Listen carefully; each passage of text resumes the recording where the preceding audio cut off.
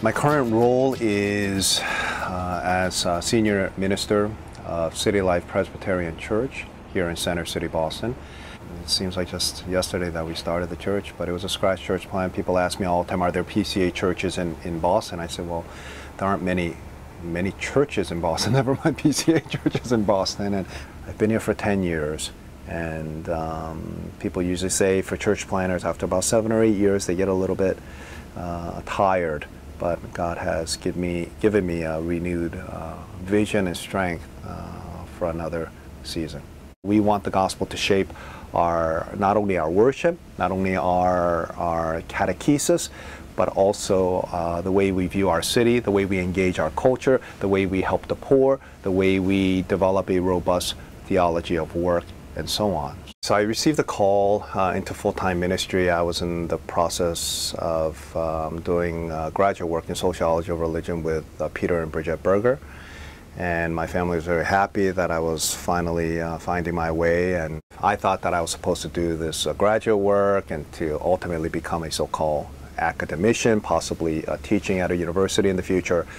And God was calling me into full-time ministry. And I think that there were indications or circumstances where God had placed me. I should have kind of picked up on some of these things, but I was stubborn and I didn't want to do that. I always thought that the people who went into full-time ministry were a little strange, and so I applied to Gordon-Conwell Theological Seminary, and the pastors at the church where I was serving actually told me that they were praying for me, and they knew that I was stubborn, so they were just kind of waiting for the right moment, and God wooed my heart and showed me this was the way I was supposed to go. And I tell young folks who are interested in going into full-time ministry, we need to evaluate whether or not God is calling us into ministry, because I think a lot of young folks, many of them come into seminary and approach that whole process as if seminary is just another graduate school, and so I think we really need to help them to prayerfully consider whether or not they're receiving a call into full-time ministry.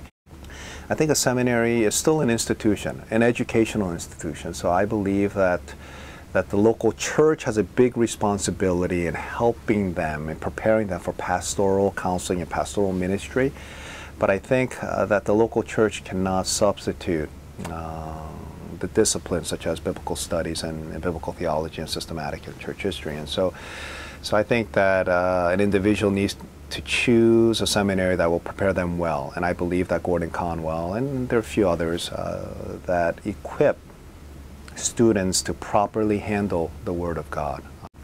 Meredith Kline, Greg Beale, there have been some great scholars who have been extremely influential in the way that I look at the Bible and my understanding of God, and so I think that's what Gordon-Conwell does well.